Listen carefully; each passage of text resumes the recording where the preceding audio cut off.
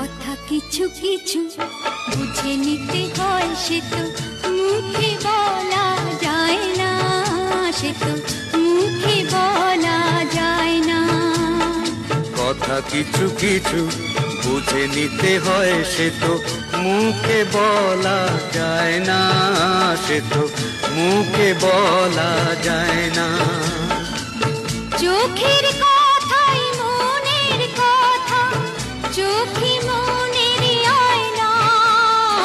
কথা কিছু কিছু বুঝে নিতে হয়, সে তো মুখে বলা যায় না, সে তো মুখে বলা যায় না।